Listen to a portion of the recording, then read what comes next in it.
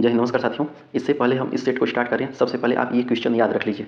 110% आपके एग्जाम में यह प्रश्न पूछा जाएगा कि एसआईआर का फुल फॉर्म क्या होगा। एसआईआर का फुल फॉर्म क्या होगा, क्योंकि ये आपके पूरे भारत में हो रहा है एसआईआर, है ना। मतदाता सूची में जो है जो नाम जोड़ा जा रहा है, काटा जा रहा है, इलेक्शन कमीशन के द्वारा यह करवाया जा रहा है। तो एसआईआर का फुल फॉर्म 110% पूछेगा। तो याद रखिएगा, special intensive revision, special intensive revision, है ना, जिसको बोलेंगे विशेष गहन पुनरीक्षण। विशेष गहन पुनरीक्षण पश्चिम बंगाल में, केरल में बहुत भारी मात्रा में इसका विरोध भी हो रहा है। वहाँ पे बीएलओ जा रहे हैं, जहाँ 2 लाख 3 लाख लोग हैं, वहाँ पे सिर्फ 10,000 20,000 ही बस लोग निकल रहे हैं, कोई आ ही नहीं रहा है, ठीक है। लेकिन ये एसआईआर इतना ज़्यादा महत्वपूर्ण क्यों है, ये एसआईआर इतना ज़्यादा महत्वपूर्ण क्यों है, तो इसको जान लीजिए कि यह इलेक्शन कमीशन यानी कि भारतीय निर्वाचन आयोग के द्वारा यह एक मतलब पुनरीक्षण अभियान है। इसमें क्या होता है कि इसमें जो मतदाता सूची हैं उनको साफ़ सुथरा करा जाए। मतदाता साफ़ सुथरा करने का मतलब क्या है कि जैसे कि किसी किसी का नाम जो है 2 बार है, जैसे उसका एक नाम गाँव में भी है और जो वहाँ पे आ गया, जैसे बाहर, जैसे आप पहले गाँव में रहते थे, वहाँ से आप आगे प्रयागराज में आ गए, दिल्ली में आ गए, है ना, तो आपका वोटर आईडी में नाम 2 जगह है, गाँव में भी है, वहाँ भी है, तो आपका ये तो मामला गड़बड़ है ना। आधार कार्ड एक हो रहा है, वोटर आईडी तो कैसे होगा। तो इसके लिए जो है एसआईआर कराया जा रहा है। देखिए एसआईआर ये पहली बार नहीं हो रहा है, इसके पहले एसआईआर जो है 2002 से 2004 के दौरान भी हो चुका है। 2002 से 2004 के दौरान भी यह हो चुका है, ठीक है, व्यापक स्तर पे वहाँ पे हो चुका है। इसलिए जो है एसआईआर कराया जा रहा है, क्योंकि इसमें जो है जो गलतियाँ हैं, माइग्रेशन जो हुई हैं, जो जिनकी मृत्यु हो चुकी है उनका भी नाम है, ठीक है। इससे काफ़ी जो है एक्यूरेट डाटा यहाँ पे पता चलेगा, इसलिए एसआईआर पूरे भारत में कराया जा रहा है। तो आपसे उससे मतलब नहीं, आप ये याद रखिए कि एसआईआर का फुल फॉर्म क्या होगा। तो एसआईआर का फुल फॉर्म होगा स्पेशल इंटेंसिव रिवीजन।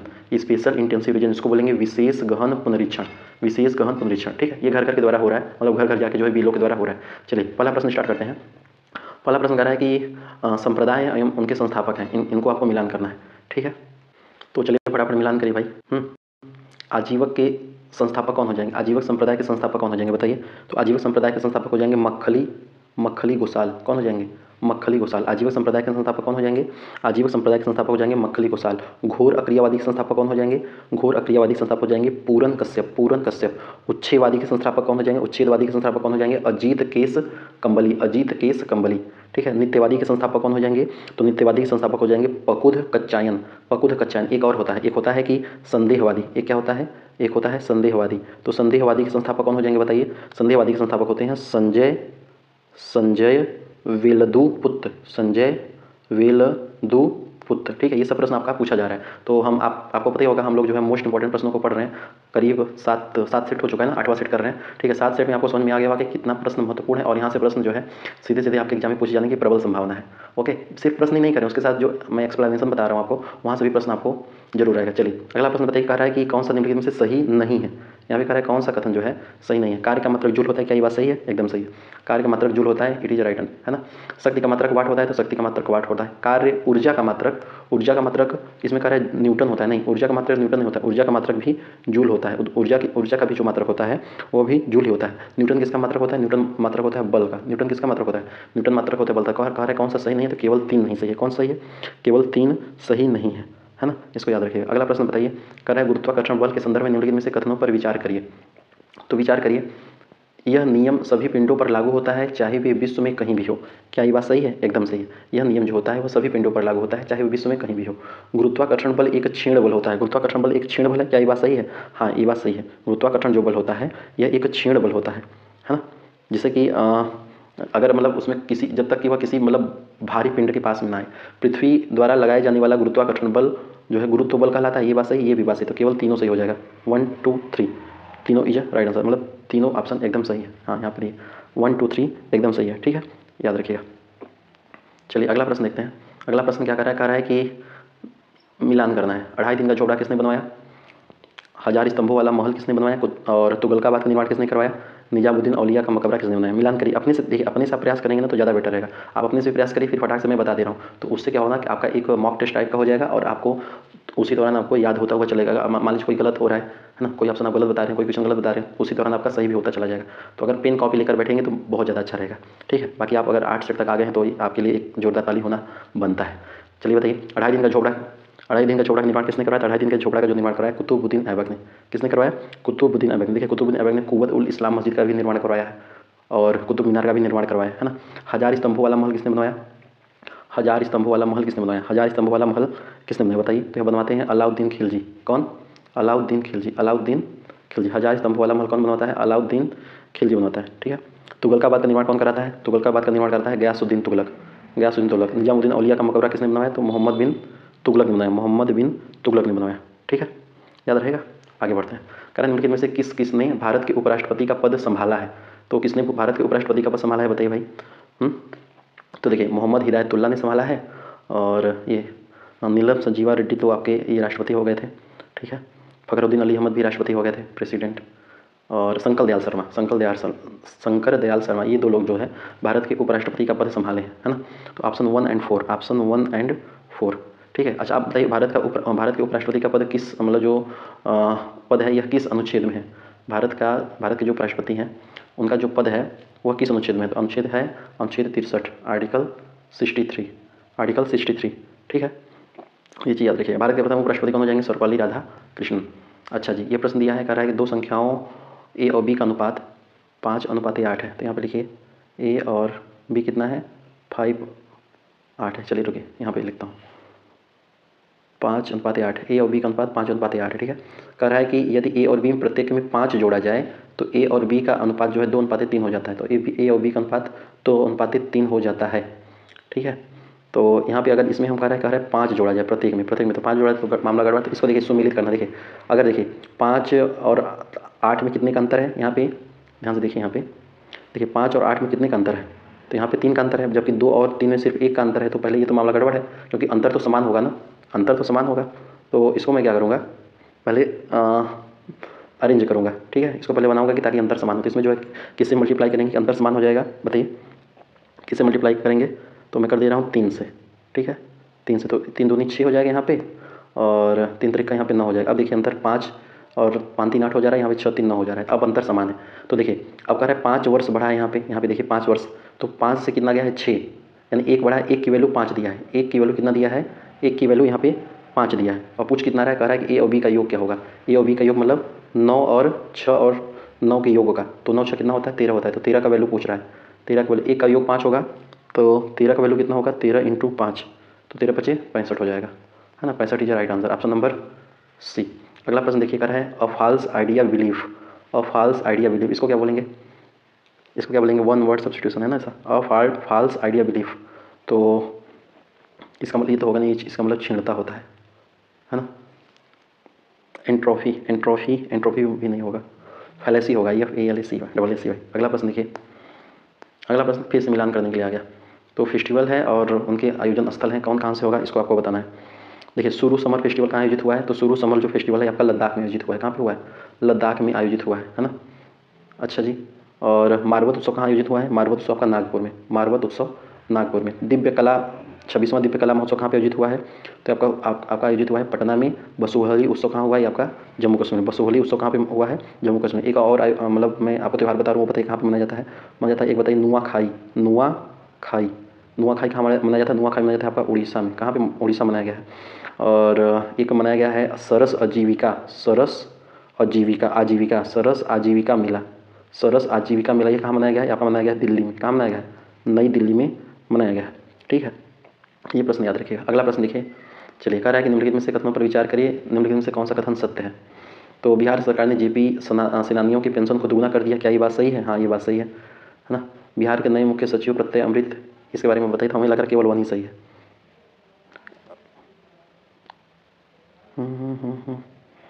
ठीक है, क्योंकि यहाँ पे भारतीय ने जीता नहीं था, चीन वगैरह ने जीता था ना। अगला प्रश्न देखिए, कह रहा है कि निम्नलिखित में से फिर से मिलान करिए। तो यहाँ पे मैं आपको कई सारे मुख्यालय और उनके मतलब स्थान बताऊंगा, है ना। चलिए बताइए, भारतीय पुरातत्व सर्वेक्षण, यह इसका मुख्यालय कहाँ पे था? आपका इसका मुख्यालय तो नई दिल्ली में हो जाएगा।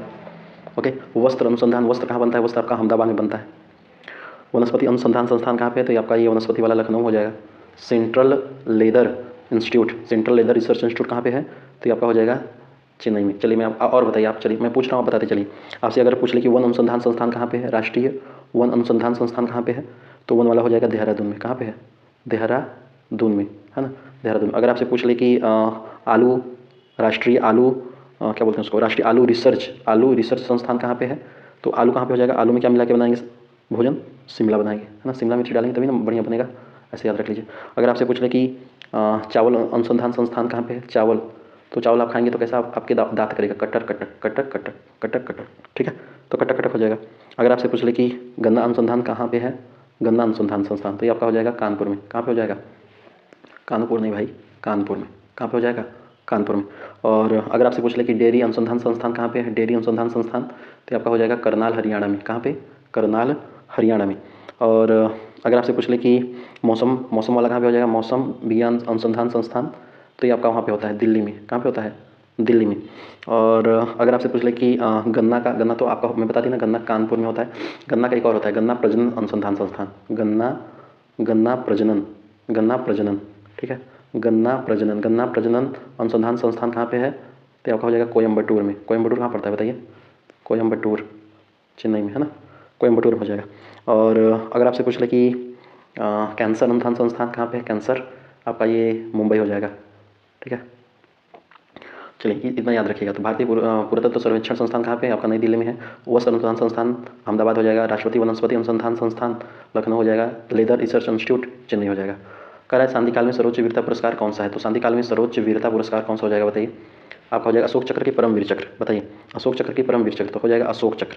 क्या हो जाएगा? अशोक चक्र। अगर आपसे पूछे अशोक चक्र पाने वाले पहले भारतीय कौन थे, तो ये थे एक हवलदार बलचित्तर सिंह। क्या नाम था? बचित्तर सिंह। हवलदार बचित्तर सिंह थे ना। अगर आपसे पूछे महिला कौन थी, प्रथम महिला कौन थी, तो उनका नाम था नीरजा भनोट। ओके। अगला प्रश्न देखिए। करण निम्नलिखित में से, अरे यार अगला प्रश्न किधर गया? करण निम्नलिखित में से विचार करिए। क्या विचार करना है? ये वर्तिकाग्र है, वर्तिका है, अंडाशय है, कायिक कोशिका है। तो सारे पौधे के भाग लग रहे हैं।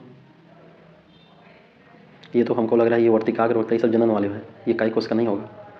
तो 1 2 3 ही option is the right answer लग रहा है। बाकी चौथा अलग होगा, अलग ही पूछेगा और क्या, यही पूछेगा। करण निम्नलिखित में से कौन सा स्त्री केसर विभाग है? हाँ, तो पहले वाले जो थे 1 2 3 ये स्त्री केसर विभाग है, चौथा वो नहीं होगा। अगला प्रश्न बताइए, निम्नलिखित में से नाभिकीय क्षय में उत्सर्जित कणों का क्रम है। तो नाभिकीय क्षय में उत्सर्जित कणों का क्रम कौन सा हो जाएगा बताइए फटाफट। इसमें क्या हो जाएगा? इसका आंसर हो जाएगा, पहले आएगा इसमें गामा। क्या आएगा इसमें? पहले आ जाएगा गामा नहीं आएगा, पहले इसमें आएगा बीटा, ठीक है। बीटा के बाद अल्फा, फिर gamma, beta alpha gamma is right answer. अगला प्रश्न देखिए, कह रहा है किस उद्योग में मशीन, भूमि और भवन किस प्रकार की पूंजी मानी जाती है? तो मशीन, भूमि, भवन, बहुत ध्यान से इसका आंसर बताइएगा, बहुत ध्यान से, ठीक है। क्या यह कार्यशील में? नहीं। उपभोक्ता में? नहीं। प्रारंभिक? नहीं। स्थायी पूंजी में आएगा। देखिए स्थायी पूंजी किसको बोलते हैं? स्थायी पूंजी जो लंबे समय तक उद्योग और उत्पादन में प्रयोग की जाती है, ठीक है, जो लंबे समय तक। और कार्यशील पूंजी किसको बोलेंगे? तो कार्यशील जो पूंजी होती है, इसका माल जो है, मतलब जैसे बिजली में है ना, पानी में, ठीक है, और माल का जो भंडार होता है उसमें, कच्चा वगैरह माल में, ये कार्यशील पूंजी आती है। अगला प्रश्न कह रहा है कि ब्राजील के इताबीरा पहाड़ी क्षेत्र में कौन सी खनिज पाई जाती है? बताइए भाई, कौन सी खनिज पाई जाती है? ब्राजील के इताबीरा पहाड़ी में कौन सी खनिज पाई जाती है? तो इसमें जो है लॉ एस्क पाया जाता है। क्या पाया जाता है? लॉ एस्क पाया जाता है। लॉ एस्क कितने प्रकार के होते हैं बताइए? तो लॉ एस्क 4 प्रकार के होते हैं। एक होता है मैग्नेटाइट, एक होता है हेमेटाइट, एक होता है लिमोनाइट, एक होता है सीडेराइट, ठीक है। तो मैग्नेटाइट जो होता है ये सबसे मतलब अच्छी क्वालिटी का होता है ना। लॉयस जो है यह जो है सबसे अच्छी क्वालिटी का होता है, ये चीज़ याद रखिएगा। अगला प्रश्न कही बताइए, कह रहा है कि भारत का सबसे बड़ा कोयला उत्पादक राज्य जो है किस राज्य में है? निम्नलिखित में किस राज्य में है बताइए? तो कोयला किस राज्य में है बताइए फटाफट? तो कोयला जो है सबसे ज़्यादा पाया जाता है उड़ीसा में भी पाया जाता है, बट झारखंड में सबसे ज़्यादा पाया जाता है ना। Jharkhand is right answer. सबसे ज़्यादा यहाँ पे जो है मतलब झरिया क्षेत्र होता है, वहाँ से बिटुमिनस कोयला बहुत ज़्यादा पाया जाता है। ओके सर, याद रखिएगा, क्योंकि झारखंड में ही जैसे आपका हो जाएगा, नाम आप सुने होंगे बोकारो, कर्णपुरा, झरिया सबसे ज़्यादा पाया जाता है ना। झरिया, गिरिडीह, ये सब जो है झारखंड में मतलब कोयला के प्रमुख क्षेत्र होते हैं। यहाँ पे बहुत सारी मात्रा में कोयला पाया जाता है। हाँ, चलिए दामोदर घाटी में भी कोयला पाया जाता है, ये चीज़ याद रखिएगा। निम्नलिखित में से किस वर्ष कांग्रेस का दूसरा विभाजन हुआ? देखिए कांग्रेस का पहला विभाजन आप सुने होंगे कि कांग्रेस का जो पहला विभाजन था ये 1907 में हुआ था। कब हुआ था? 1907 में हुआ था। कहाँ पे हुआ था? जो जिसको बोलते हैं 1907 को, उसको बोलते हैं सूरत विभाजन, है ना, सूरत विभाजन। देखिए जो सूरत विभाजन मतलब यहाँ ये जो होना था, सूरत वाला जो अधिवेशन, ठीक है, ये पहले नागपुर में होना था, बट विवाद हो गया तो बाद में जो है सूरत में हो गया। और सूरत अधिवेशन की अध्यक्षता कौन किया था? तो इसकी अध्यक्षता किए थे रास बिहारी घोष। कौन किया था? रास बिहारी घोष। तो बाद में 1907 में विभाजन हो जाता है। इसके बाद फिर 1916 में होता है लखनऊ अधिवेशन। क्या होता है? लखनऊ अधिवेशन। तो वहाँ पे जो है लखनऊ में ये एक हो जाते हैं, है ना। गरम दल नरम दल जो 1907 में बट गए थे, वे कैसे हो जाते हैं? विवाद में 1916 के अधिवेशन में, लखनऊ अधिवेशन में एक हो जाते हैं, ठीक है। तो 1916 में एक हो गए, 1916 में एक हो गए, यानी कि कांग्रेस में जो है मुस्लिम लीग और उनके बीच में जो खाई थी निपट गई। फिर मामला गरमाता है। मामला कब गरमाता है? मामला गरमाता है एक होता है मांटेग्यू की एक रिपोर्ट आती है, मांटेग्यू घोषणा पत्र की, मांटेग्यू की एक घोषणा पत्र आता है। कब आता है? 1918 में। 1918 में 8 जुलाई 1918 को आता है। 8 जुलाई 1918 की एक घोषणा पत्र आती है जिसमें जो है कांग्रेस ने निराशा व्यक्त की थी, है ना। कांग्रेस जो है उसमें निराशा व्यक्त की थी, लेकिन एक थे नरमपंथी के नेता थे सुरेंद्रनाथ बनर्जी। क्या नाम था उनका? सुरेंद्रनाथ बनर्जी। तो सुरेंद्रनाथ बनर्जी जो थे ये इसके माउंटेन्यू घोषणा पत्र के उन्होंने जो है समर्थन किया था। क्या किया था? मतलब इसका जो है स्वागत किया था। इसी समय जो है मतलब जो सुरेंद्रनाथ बनर्जी थे वे जो है कांग्रेस से अलग होकर एक लीग की स्थापना करते हैं जिसको बोलते हैं national national national liberal national liberal league. National liberal league कौन घोषणा मतलब कौन स्थापना करता है? 1918 में करते हैं ये सुरेंद्रनाथ बनर्जी। सुरेंद्रनाथ बनर्जी, ठीक है, सुरेंद्रनाथ बनर्जी, सुरेंद्रनाथ बनर्जी करते हैं, जिसको वो मतलब बाद में जो है नेशनल जो लिबरल लीग है इसको बाद में बोलते हैं अखिल भारतीय उदारवादी संघ। अखिल, ये सब याद रखिएगा, अखिल भारतीय उदारवादी उदारवादी संघ, इसको जो है नेशनल लिबरल लीग को बाद में अखिल भारतीय उदारवादी संघ बोला जाता है, ठीक है। तो देखिए मांडे 1907 में पहला विभाजन हुआ, 1916 में विभाजन सलट गया ना, मामला हो गया। फिर 1918 में मांटेन्यू की एक घोषणा पत्र आती है 8 जुलाई 1918 को, तो जिससे जो है ये सुरेंद्रनाथ बनर्जी जो थे ये अपना उसका जो है समर्थन करते हैं, उसको जो है स्वीकारते हैं, मतलब उनके बारे में वो जो है उसका स्वागत करते हैं। तो सुरेंद्रनाथ बनर्जी जो है कांग्रेस से अलग हट गए क्योंकि कांग्रेस ने इस रिपोर्ट का जो है विरोध किया था और ये जो है उसका स्वागत किए थे, ठीक है, 1918 की रिपोर्ट के मार्टिन के। तो वो फिर नए एक लीग की स्थापना करते हैं नेशनल लिबरल लीग। तो यही पूछ रहा है कि कांग्रेस का दूसरा विभाजन कब होता है? तो दूसरा विभाजन होता है 1918 में। कब हो जाता है? 1918 में, वर्ष 1918 में। ये प्रश्न महत्वपूर्ण है, ये प्रश्न पूछा जाएगा। अगला प्रश्न देखिए, बिहार में पहली बार राष्ट्रपति शासन 1968 किस मुख्यमंत्री के इस्तीफे के बाद लगाया गया था जिसके कारण राजनीतिक अस्थिरता उत्पन्न हुई थी? तो बिहार में पहली बार बताइए कब राष्ट्रपति शासन लगा था? तो यह लगा था आपका किसके काल में? तो लगा था, मैं आपको बता भी चुका हूँ ये प्रश्न, भोला पासवान शास्त्री, भोला पासवान शास्त्री, ठीक है। भोला पासवान शास्त्री के दौरान जो है बिहार में पहली बार राष्ट्रपति शासन। बिहार में टोटल राष्ट्रपति शासन अभी तक कितनी बार लग चुका है? तो मैं आपको बता चुका हूँ 8 बार लग चुका है, 8 बार लग चुका है ना। ये चीज़ याद रखें। राष्ट्रपति शासन किस अनुच्छेद के तहत लगाया जाता है? Article 356, article 356। एकमात्र महिला जो मुख्यमंत्री थी बिहार में, राबड़ी देवी, उनके दौरान भी जो है राष्ट्रपति शासन लगा है, शायद 2 बार लगा है, ठीक है। अगला प्रश्न देखिए, चलिए मिलान करिए। 10 अगस्त किसको बोलते हैं? 10 अगस्त को कौन सा दिवस मनाया जाता है? तो 10 अगस्त को विश्व जैव ईंधन दिवस मनाया जाता है ना। 7 अगस्त को राष्ट्रीय हथकरघा दिवस मनाया जाता है। 12 अगस्त को अंतर्राष्ट्रीय युवा दिवस मनाया जाता है। 14 अगस्त को विभाजन विभीषिका स्मृति दिवस मनाया जाता है। विभाजन विभीषिका स्मृति दिवस मनाया जाता है। अगस्त की बात कर रहा है तो अगस्त में मैं आपको बता दूं, अगर आपसे पूछेगा कि 9 अगस्त को क्या मनाया जाता है, बताइए 9 अगस्त को। तो 9 अगस्त को मनाया जाता है नागासाकी दिवस, नागासाकी दिवस, नागासाकी दिवस, है ना। अगर आपसे पूछ ले, अब ये प्रश्न इंपॉर्टेंट है, 23 अगस्त, 23 अगस्त, 23 अगस्त को कौन सा दिवस मनाया जाता है? मनाया जाता है राष्ट्रीय अंतरिक्ष दिवस, राष्ट्रीय अंतरिक्ष दिवस, राष्ट्रीय अंतरिक्ष दिवस, है ना। 29 अगस्त को कौन सा दिवस मनाया जाता है? 29 अगस्त को कौन सा दिवस मनाया जाता है? खेल दिवस मनाया जाता है। कौन सा दिवस मनाया जाता है? राष्ट्रीय खेल दिवस मनाया जाता है। ओके सर, याद रहेगा कि नहीं याद रहेगा? अगला प्रश्न देखिए, अगला प्रश्न क्या बोल रहा है? अगला प्रश्न कह रहा है कि सौर ऊर्जा से संचालित होने वाली भारत की पहली विधानसभा कौन सी है? तो सौर ऊर्जा से संचालित होने वाली भारत की पहली विधानसभा कौन सी है? दिल्ली विधानसभा, राजस्थान विधानसभा, बिहार विधानसभा की महाराष्ट्र विधानसभा? कौन सी विधानसभा हो जाएगी बताइए? तो दिल्ली विधानसभा। सौर ऊर्जा से संचालित होने वाली विधानसभा दिल्ली विधानसभा है ना, याद रहेगा। अगला प्रश्न देखिए, कह रहा है निम्नलिखित कथनों पर विचार करिए। कह रहा है भारतीय पुरुष फुटबॉल टीम के मुख्य कोच खालिद जमील को नियुक्त किया गया। क्या ये बात सही है? नहीं, खालिद जमील को नियुक्त नहीं किया गया। किसको किया गया बताइए? फिर किसको किया गया बताइए फटाफट, आंसर कमेंट बॉक्स में बताइए। भारत ने अपनी पहली हाइड्रोजन संचालित ट्रेन कोच का सफल परीक्षण नई दिल्ली में ये किया है, तो केवल 2 सही हो जाएगा। इसका आंसर क्या हो जाएगा? केवल 2। अगला प्रश्न देखिए, कह रहा है संविधान सभा में बिहार से निर्वाचित उन सदस्यों की पहचान करें जो भारत के अंतरिम मंत्रिमंडल 1946 और स्वतंत्र भारत के पहले मंत्रिमंडल में भी शामिल थे। इसको आपको बताना है, बहुत बढ़िया क्वेश्चन है, बहुत बढ़िया क्वेश्चन है। देखिए सच्चिदानंद सिन्हा, जगजीवन राम तो थे, ठीक है, इसमें क्योंकि ये जो है श्रम मंत्री थे। कह रहे भारत के अंतरिम मंडल 1946 में और स्वतंत्र भारत के पहले मंत्रिमंडल, उसमें भी दोनों में होंगे। तो सच्चिदानंद सिन्हा तो नहीं होंगे, ठीक है, क्योंकि सच्चिदानंद सिन्हा जो थे वे अस्थायी अध्यक्ष थे, वे अंतरिम मंत्रिमंडल में या फिर स्वतंत्र भारत के मंत्रिमंडल में शामिल नहीं थे। तो सच्चिदानंद सिन्हा यहाँ पे नहीं होंगे, है ना। ये चीज़ याद रहेगा कि नहीं याद रहेगा? अनुग्रह नारायण सिन्हा और श्री कृष्ण सिंह। तो देखिए जो अनुग्रह नारायण सिन्हा थे और जो श्री कृष्ण थे, ये दोनों बिहार के प्रमुख नेता थे। श्री कृष्ण जो थे ये बिहार के पहले मुख्यमंत्री बनते हैं, है ना, बिहार के पहले मुख्यमंत्री बनते हैं।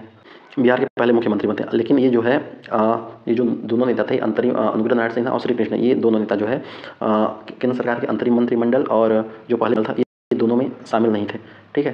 तो ये चीज़ याद रखिएगा। देखिए संविधान जो सभा हुई थी ना, उसमें बिहार के कुल कितने सदस्य, आपसे अगर पूछे कितने थे, तो टोटल 36 सदस्य उसमें थे, 36 सदस्य थे, ठीक है, ये चीज़ याद रखिएगा।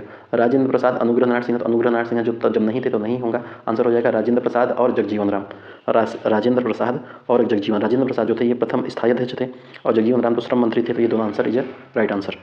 अगला प्रश्न देखिए, कह रहा है कि त्रुटि पहचानिए, मुझे कल 2 किलो लीची खरीदनी है।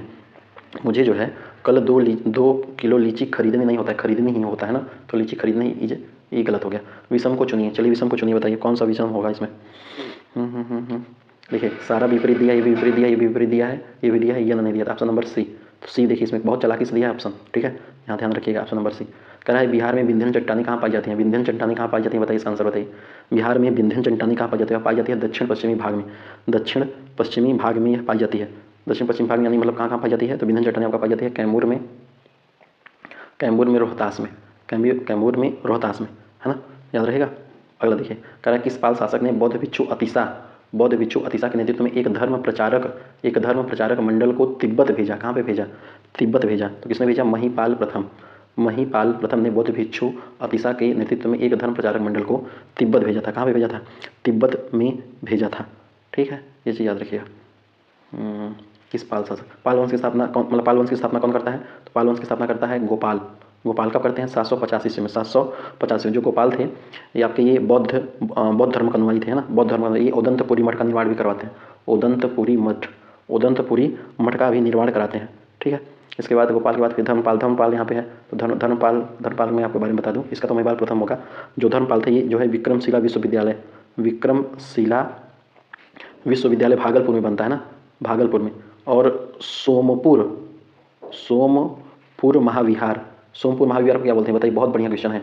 सोमपुर महाविहार को बोलते हैं बांग्लादेश, ठीक है, बांग्लादेश इसकी स्थापना करते हैं, कौन करते हैं, धर्मपाल करते हैं विक्रमशिला विश्वविद्यालय की स्थापना, और सोमपुर महाविहार जो कि बांग्लादेश है उसकी स्थापना करते हैं, कौन करते हैं, धर्मपाल करते हैं, धर्मपाल के समय में एक अरब यात्री जो है, नहीं धर्मपाल के तो पुत्र के, धर्मपाल के पुत्र थे देवपाल, उनके समय में अरब यात्री आया था सुलेमान, ठीक है, देवपाल के जो धर्मपाल के पुत्र थे देवपाल, उनके समय में सुलेमान आया था। चलिए आगे देखते हैं, हालांकि ज़्यादा डिटेल हो जाएगा।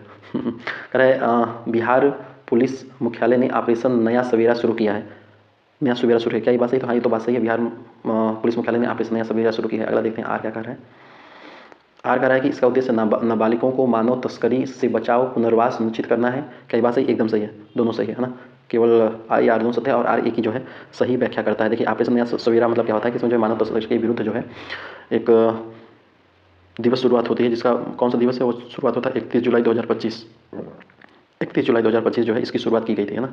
अगला प्रश्न कह रहा है कि केब्स चक्र एक महत्वपूर्ण घटक है जो एटीपी का संश्लेषण करता है, कौन, केब्स चक्र, तो केब्स चक्र का एक महत्वपूर्ण घटक क्या है जो एटीपी का संश्लेषण करता है, तो हो जाएगा NADH।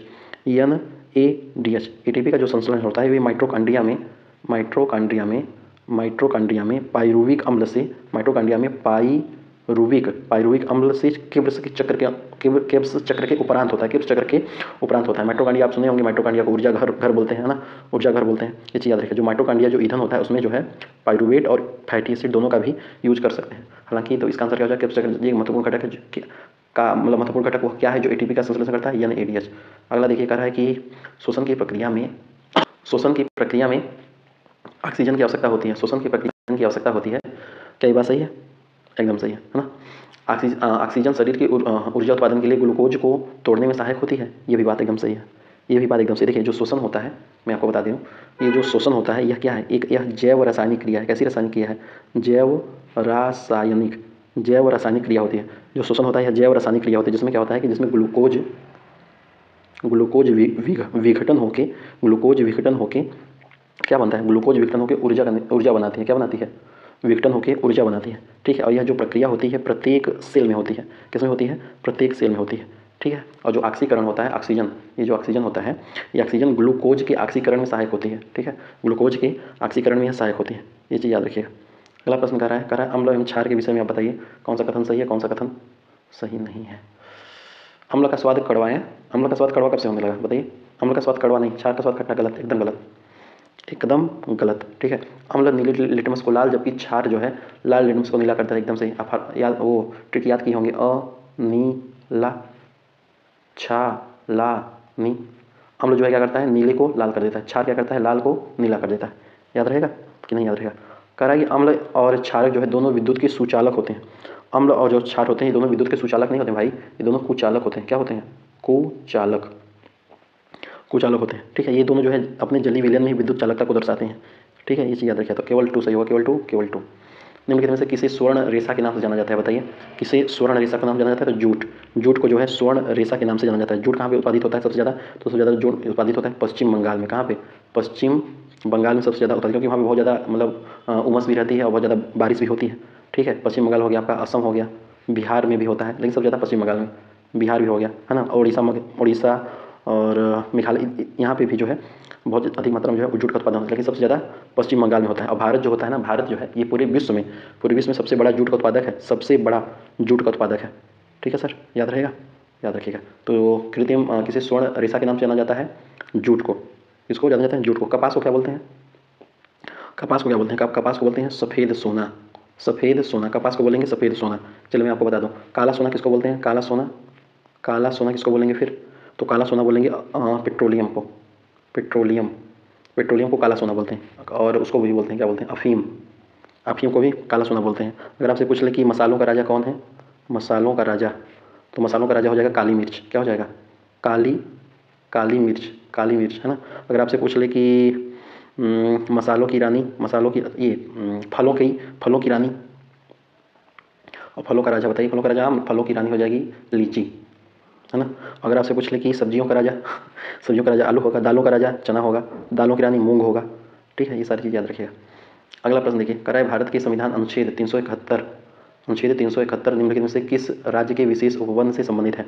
तो किस राज्य के विशेष उपवन से संबंधित है भाई? असम राज्य, असम राज्य के विशेष उपवन से संबंधित है। ठीक है, यह 371 का बी जो है ये 22वां संविधान संशोधन हुआ था, 22वां संविधान संशोधन 1969। इसके माध्यम से मतलब यह जो है संविधान में शामिल किया गया था। इसका मतलब क्या था कि असम में जो है असम राज्य के जो है जनजातीय क्षेत्र जो होते हैं उनके हितों की जो रक्षा है वह जो है हितों की रक्षा में उनके विकास के लिए जो है इस उपबंध का निर्माण कराया गया था। ठीक है, ऐसा याद रख लीजिए।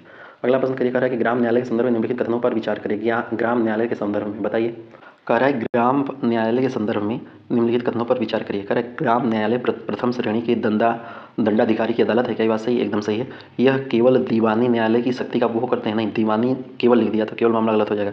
यह दीवानी और जो फौजदारी मामला होता है, फौजदारी, दीवानी एवं फौजदारी दोनों शक्ति का उपयोग करता है। ठीक है, यह संविधान के अनुच्छेद 39 के ए से संबंधित है, ये भी बात सही है। तो केवल 1 और 3 इज राइट आंसर, 1 और 3, 1 और 3 ये बात एकदम सही है। ठीक है, यह जो है केवल दीवानी न्यायालय नहीं करता है, दीवानी और फौजदारी दोनों प्रकार के विवादों का यह निपटान करता है। ओके सर, याद रहेगा। अगला प्रश्न देखिए, कह रहा है कि एक समचतुर्भुज की प्रत्येक भुजा की लंबाई 13 सेंटीमीटर है और एक विकर्ण जो है यह 24 सेंटीमीटर है। इसका क्वेश्चन का आंसर बताइए फटाफट। एक समचतुर्भुज की प्रत्येक भुजा की लंबाई जो है 13 सेंटीमीटर है और एक विकर्ण दिया है, एक विकर्ण 24 सेंटीमीटर है। तो समचतुर्भुज का क्षेत्रफल क्या होगा? देखिए, समचतुर्भुज का क्षेत्रफल का फार्मूला क्या होता है?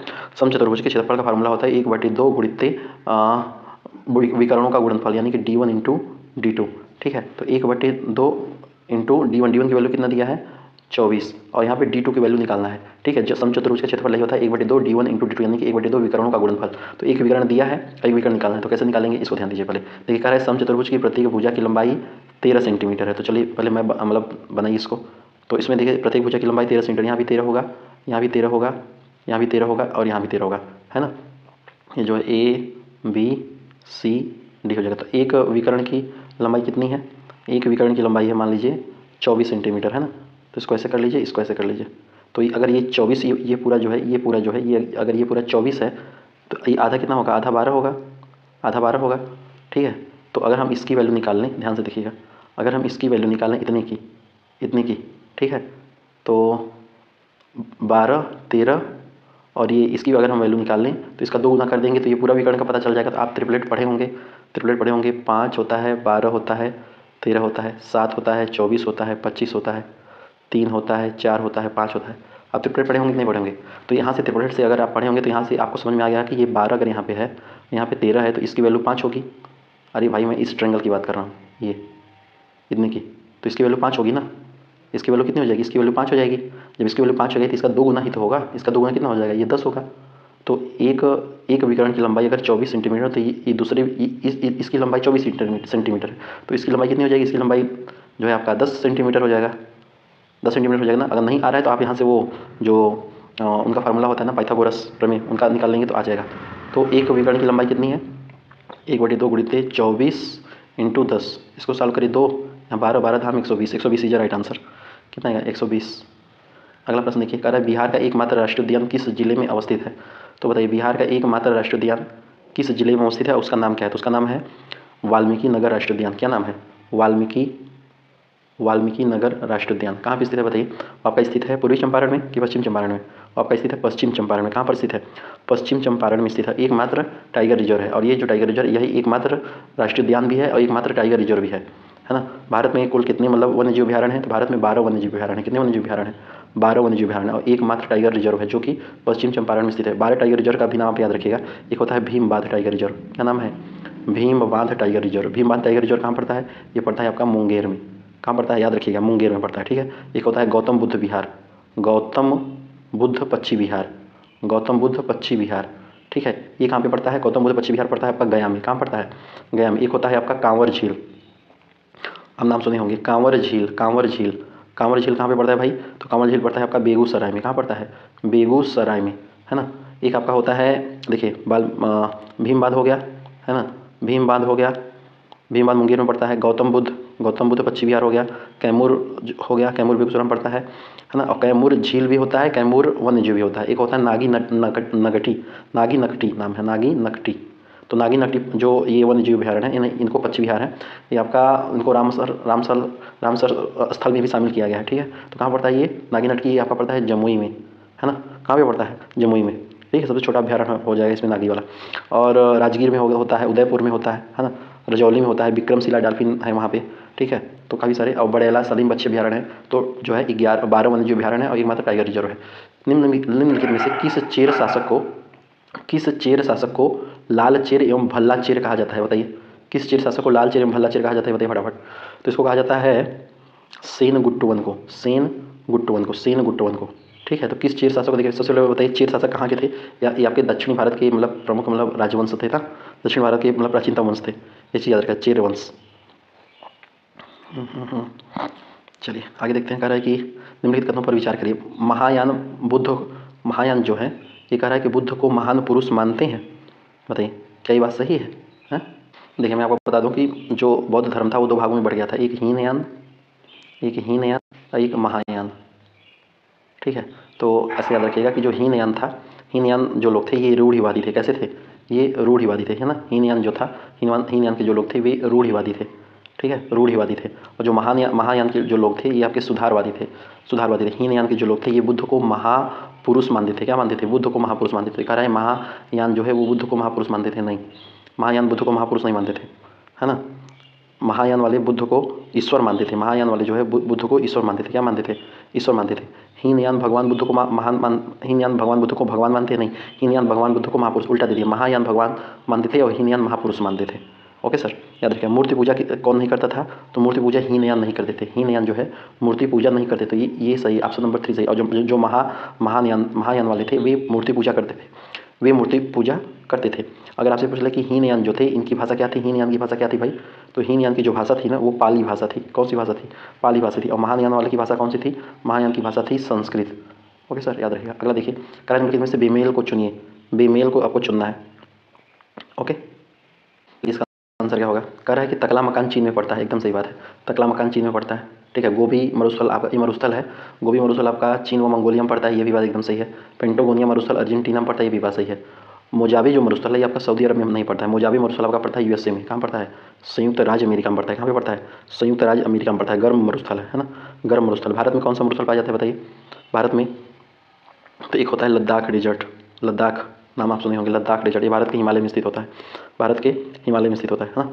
और राजस्थान में कौन सा मरुस्थल पाया जाता है, आप नाम बताइए कमेंट बॉक्स में। अगला प्रश्न देखिए, कह रहा है कि पूंजी खाते के परिवर्तनीयता की सिफारिश देते हुए कौन सी समिति गठित की गई थी। पूंजी खाते के परिवर्तनीयता पर सिफारिश देते हुए कौन सी समिति गठित की गई थी। ये सब देखिए, ऐसे ये सब प्रश्न है ना, यहाँ से आपको डरना नहीं है, डर जाएंगे तो मामला गड़बड़ा जाएगा। यही सब प्रश्न याद रखिए। यस तारपोर समिति, यस तारपोर समिति, याद रहेगा। अगला प्रश्न देखिए, कह रहा है लेंस का सूत्र होता है, लेंस का सूत्र बताइए फटाफट। लेंस का सूत्र कौन सा होता है, तो लेंस का सूत्र होता है 1/v 1/u माइनस 1/u अपन 1/f। कौन सा दिख रहा है, option number A, option number A. जो u है, u क्या है, स्मॉल जो u है ये है वस्तु की दूरी है। क्या है, वस्तु की दूरी है। वी क्या है? वी क्या है? वी प्रतिबिंब की दूरी है, प्रतिबिंब की दूरी है। एफ क्या है? एफ आपका फोकस दूरी है। एफ क्या हो गया? फोकस दूरी। फोकस दूरी का फार्मूला बताइए। फोकस दूरी का फार्मूला बताइए क्या होगा? फोकस दूरी का फार्मूला होता है वक्रता त्रिज्या बटे 2। वक्रता त्रिज्या बटे 2। फोकस दूरी का फार्मूला वक्रता त्रिज्या बटे 2। ठीक है। एक आवर्धन पूछता है, आवर्धन, आवर्धन, आवर्धन मतलब उसको बोलते हैं मैग्नीट्यूड। आवर्धन का मान क्या होता है? Minus v upon u, minus v upon u. तो लेंस का सूत्र क्या हो जाएगा? 1 upon v minus 1 upon u upon f. Okay sir, याद रहेगा कि नहीं याद रहेगा? ठीक है, चलिए आगे बढ़ते हैं। कह रहा है कि दुई तान होई नामक क्रांतिकारी संगठन की स्थापना किसने की? दुई तान होई क्रांतिकारी संगठन की स्थापना किसने की? बताइए फटाफट। तो इसकी संगठन की स्थापना की थी फान बोई चाउ, फान बोई चाउ ने किया था। अगला कह रहा है कि मानव शरीर में लगभग कितना प्रतिशत पानी होता है? मानव शरीर में कितना प्रतिशत पानी होता है? लगभग 70% पानी होता है। कितना होता है? लगभग 70% पानी होता है ना। अगला प्रश्न कहिए। कह रहा है कि 71वें फिल्म पुरस्कार के संदर्भ में असत्य कथन कहिए। असत्य कथन को चुनिए। असत्य कथन कौन सा होगा बताइए? सर्वश्रेष्ठ फीचर फिल्म 12वीं फिल्म एकदम सही है। सर्वश्रेष्ठ अभिनेत्री रानी मुखर्जी। सर्वश्रेष्ठ हिंदी फिल्म लापता लेडीज। सर्वप्रथम हिंदी फिल्म लापता लेडीज को इसमें नहीं चुना गया है, वो तो 69वां वाला मामला था ना। सर्वप्रथम हिंदी फिल्म इसमें हो जाएगा कटहल। बताइए, कटहल को सर्वश्रेष्ठ फिल्म दे दिया, तो असत्य कथन यही हो जाएगा, ऑप्शन नंबर सी। सर्वश्रेष्ठ अभिनेता विक्रांत मिश्र। ये बात एकदम सही है। ठीक है, ये प्रश्न याद रहेगा। आगे देखिए। कह रहे भारत का पहला ट्रांसजेंडर क्लिनिक आरंभ कहाँ हुआ? तो भारत का पहला ट्रांसजेंडर क्लिनिक कहाँ पे आरंभ हुआ? बताइए फटाफट। तो आपका आरंभ होता है हैदराबाद में। कहाँ पे होता है? हैदराबाद में भारत का पहला ट्रांसजेंडर क्लिनिक आरंभ होता है। इसमें जो है जितने भी लोग थे ना, सब ट्रांसजेंडर समुदाय वाले लोग रहेंगे। ओके सर, याद रहेगा कि नहीं याद रहेगा? चलिए आगे देखते हैं। कह रहा है कि निम्नलिखित में से कौन सा एक गुणसूत्र विकार है जो अविकसित महिला विशेषताओं का कारण बनता है और महिला संतानोत्पत्ति में अक्षम होती है? बताइए कौन सा एक गुणसूत्र विकार है? तो यह गुणसूत्र विकार होता है टर्नर सिंड्रोम। क्या होता है? Turner syndrome. टर्नर सिंड्रोम में क्या होता है कि एक अनुवांशिक विकार होता है जिसमें जो है महिलाओं की मतलब जो अविकसित महिलाओं की उनकी विशेषताओं का कारण बनता है। ठीक है, टर्नर सिंड्रोम जो होता है जिसमें जो है यक्स की अनुपस्थिति होती है। क्या होता है इसमें? इसमें यक्स की अनुपस्थिति होती है और इसमें गुणसूत्रों की संख्या जो है 45 ही होती है ना। कितनी होती है? 45 ही होती है। ठीक है, अगर मतलब मान लीजिए कि जैसे एक होता है किसी में जिसमें 45 हो गया, किसी में 47 हो गया, तो उसमें मामला गड़बड़ा जाता है। ठीक है, अगला देखिए। कह रहा है कि कोशिका का नियंत्रण केंद्र, हंसना नहीं चाहिए, कोशिका का नियंत्रण केंद्र होता है, क्योंकि जानबूझ कर थोड़ी कोई मतलब होता है। तो क्या ही बोलूँ मैं। देखिए, कोशिका का नियंत्रण केंद्रक होता है। कोशिका का नियंत्रण केंद्र क्या होता है बताइए? यह होता है आपका नाभिक, है ना, नाभिक। कोशिका का नियंत्रण केंद्र क्या होता है? नाभिक होता है। रॉबर्ट ब्राउन ने केंद्रक की खोज की थी, कब की थी? 1831 में। रॉबर्ट ब्राउन ने 1831 में केंद्रक की खोज की थी। कौन सी कोशिकाओं में की थी? एपीडर्मल कोशिकाओं में। एपीडर्मल कोशिकाओं में जो है केंद्रक की खोज की थी, केंद्रक की खोज की थी। अगला प्रश्न बताइए। कह रहा है कि निम्नलिखित में से कौन सा तत्व भारतीय संविधान के भाग 4 के ए में वर्णित नहीं है? तो कौन सा भाग के 4 ए में वर्णित नहीं है, इसको बताइए। राष्ट्रध्वज का आदर करना, ये वर्णित है। समाज में भाईचारे का भाव का विकसित करना, ये भी वर्णित है ना। अपने माता पिता गुरुओं का आदर करना, ये वर्णित नहीं है। हमारी समग्र संस्कृति की मूल्यवान धरोहर है, ये भी वर्णित है। Option number C, option number C ये जो है वर्णित नहीं। ठीक है, अगला प्रश्न देखिए। कारण निम्नलिखित में से कौन नागरिकता के अर्जन हेतु शर्तों को नियत करने के लिए सक्षम है? तो नियत करने के लिए सक्षम है कौन सा है बताइए? नागरिकता के अर्जन हेतु शर्तों को नियत करने के लिए सक्षम है, इसका हो जाएगा संसद। क्या हो जाएगा? संसद। देखिए अनुच्छेद जो आर्टिकल 11 है, इससे जो है संसद को नागरिकता के संबंधी कानून बनाने का शक्ति प्रदान है। जो मैं आपको स्टार्टिंग में आज बताया ना, SIR, स्पेशल इंटेंसिव रिवीजन जिसको बोलते हैं, उससे जो है नागरिकता अधिनियम जो है 1955 में मतलब काफ़ी सारी चीज़ हुई थी। उसमें जैसे कि जन्म के आधार पे, वंशानुगत के आधार पे, पंजीकरण के आधार पे जो है नागरिकता दी जाती है। ओके सर, अगला देखिए। अगला प्रश्न क्या बोल रहा है? अगला प्रश्न कह रहा है, चलिए प्रश्न आ गया यहाँ पे। 90 छात्रों की एक कक्षा में 60% लड़कियाँ हैं, है ना, और शेष लड़के हैं। लड़कों के औसत अंक 63 हैं और लड़कियों के 70 हैं। तो पूरी कक्षा का औसत अंक क्या होगा? पूरी कक्षा का औसत अंक क्या होगा? देखिए, अगर लड़कियाँ 60% है, गर्ल्स, अगर गर्ल्स 60% है, ध्यान से देखिएगा, तो लड़के कितने हो जाएंगे? लड़के कितने हो जाएंगे भाई? लड़के 40% हो जाएंगे। लड़के 40% हो जाएंगे ना। अगर लड़कियाँ 60% हैं तो लड़के कितने हो जाएंगे? लड़के 40% हो जाएंगे। तो ध्यान दीजिएगा, अगर 90 कक्षों की छात्र तो 90 का 60% कितना होता है? 90 का 60%, 90 का 60% कितना हो जाएगा? 9 छक 54, 54 कितनी हो जाएंगी? 54 लड़कियाँ हो जाएंगी, 54 गर्ल्स हो जाएंगी। लड़के कितने हो जाएंगे? 90 का 40%, तो 9 चौक 36, 36 लड़के हो जाएंगे। या फिर ऐसे रख लीजिएगा, 54, 90 में से 54 माइनस कर दिए, 36 आ जाएगा, कोई दिक्कत नहीं। औसत पूछ रहा है कि औसत अंक क्या होगा। देखिए, लड़कों का औसत अंक 63 है, ठीक है, और लड़कियों का औसत अंक 70 है। तो 63 गुणित्ते लड़की कितनी है, लड़के कितने हैं, और लड़की का 70 है, तो 70 गुणित्ते लड़की कितनी है। तो देखिए, अगर आपसे पूछ रहे 9 छक 54, लड़कियां हैं, तो 54 में से इनका लड़कियों का औसतन कितना आया है 70। 54 गुणित 70 हो जाएगा, प्लस लड़के कितने थे 9 चौक 36, उनका औसत अंक क्या हो जाएगा 63। यानी जितने लड़के हैं उनका औसत अंक, जितनी लड़कियां हैं उनका औसत अंक को गुणा करके जोड़ लीजिए और उसको कितने हैं टोटल हो जाएंगे, टोटल 90 हो जाएगा।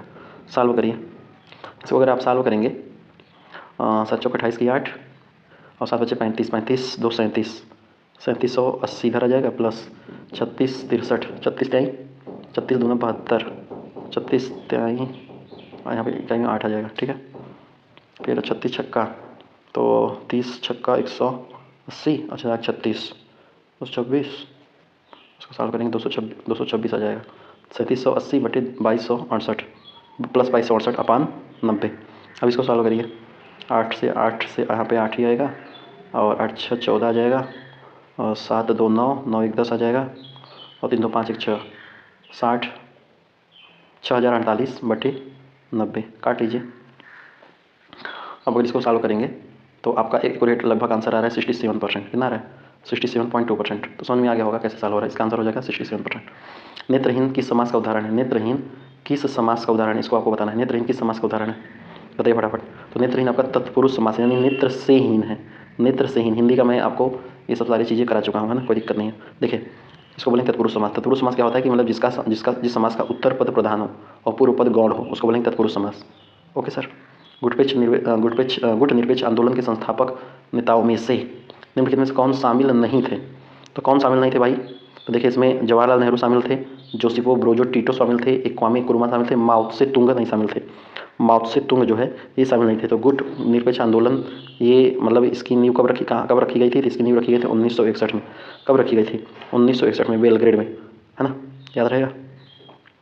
अगला प्रश्न देखिए, कह रहा है किस देश ने 2036 तक शुक्र ग्रह पर वेनेरा डी मिशन भेजने की योजना बनाई। वेनेरा डी मिशन भेजने की योजना किसने बनाई, बताइए फटाफट। तो रूस ने बनाई। किसने बनाई, रूस ने बनाई। निम्नलिखित में से कौन सा सत्य सुमेलित है, इसके बारे में बताइए, कौन सा सत्य सुमेलित है, फटाफट बता डालिए। तो भारत कौन सा कथन सुमेलित है, इसको बताना है। भारत का पूर्ण डिजिटल साक्षर राज्य मिजोरम होगा। क्या बात सही है, नहीं मिजोरम नहीं होगा, केरल होगा। क्या होगा, केरल होगा। भारत के अमीर मुख्यमंत्री रेवंत रेड्डी हैं, क्या ये बात सही है। आपराधिक मामले में टॉप पे हैं, किस मामले में टॉप पे हैं, आपराधिक मामले में चंद्रबाबू नायडू हैं सबसे टॉप पे। चंद्रबाबू नायडू सबसे अमीर मुख्यमंत्री वो हैं, है ना। तो ये भी गलत होगा, ये भी गलत होगा। 134वें डूरंड विश्व कप विजेता नॉर्थ ईस्ट यूनाइटेड, क्या ये बात सही है, हाँ ये बात सही है ना। ये सीओ शिखर सम्मेलन 2025 का आयोजन क्या रूस में हुआ है, बताइए। ये सीओ शिखर सम्मेलन 2025 का आयोजन क्या रूस में हुआ है, रूस में नहीं हुआ है, चाइना में हुआ है। कहाँ पे हुआ है, चीन में हुआ है। Okay sir. अगला देखिए, किस भक्ति संत को पुष्टि मार्ग का जहाज कहा जाता है। किस भक्ति संत को पुष्टि मार्ग का जहाज कहा जाता है, बताइए फटाफट। तो कहा जाता है सूरदास को। सूरदास को पुष्टि मार्ग का जहाज कहा जाता है। सूरदास जो है किसके भक्त थे, ये आपके कृष्ण और राधा के भक्त थे, है ना।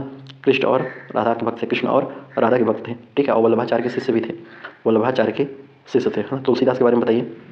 तुलसीदास किसके समकालीन थे, तो अब अकबर के समकालीन थे। इन्होंने किस भक्ति पर जोर दिया था ज़्यादा, तो राम भक्ति पर जोर दिया था। सूरदास कृष्ण भक्ति पर जोर दिए थे, है ना। अगला प्रश्न देखिए, कह रहा कि हाल ही में अपना घर नामक पहल जो है किस मंत्रालय द्वारा चालू किया गया है। तो आपका चालू किया है पेट्रोलियम एवं प्राकृतिक गैस मंत्रालय द्वारा। पेट्रोलियम एवं प्राकृतिक गैस मंत्रालय द्वारा चालू किया गया है। संयुक्त राष्ट्र के प्रथम महासचिव कौन बने हैं, तो संयुक्त राष्ट्र के प्रथम महासचिव बने हैं त्रिग्वे ली। संयुक्त राष्ट्र की स्थापना कब होती है, बताइए। UNO, united nation organization, united, इसकी स्थापना कब होती है, इसकी स्थापना होती है 24 अक्टूबर 1945। 24 अक्टूबर 1945 को कहाँ पे हुई है, सैन फ्रांसिस्को अमेरिका में, सैन फ्रांसिस्को अमेरिका में। और इसीलिए 24 अक्टूबर को जो है संयुक्त राष्ट्र दिवस भी मनाया जाता है, संयुक्त राष्ट्र दिवस मनाया जाता है। वर्तमान में इनके सदस्यों की संख्या कितनी है, 193 है। कितनी है, 193 के। संयुक्त राष्ट्र में जो है 5 स्थायी सदस्य होते हैं, ठीक है। बाकी हर इसके बाद फिर सदस्य चुने जाते हैं अलग अलग देश। 5 स्थायी सदस्य कौन होते हैं, जिनको वीटो की शक्ति प्राप्त होती है। एक होता है ब्रिटेन, एक है चाइना, एक है फ्रांस, और एक है रूस, और एक है अमेरिका। इनको वीटो की शक्ति प्राप्त करने की मतलब वीटो की शक्ति प्राप्त होती है ना। संयुक्त राष्ट्र के ये 5 स्थायी सदस्य हैं, बाकी अस्थायी सदस्य जो है हर 2 साल में बनते रहते हैं। अगला देखिए, कह रहा है सिंगापुर को आज़ादी कब मिलती है।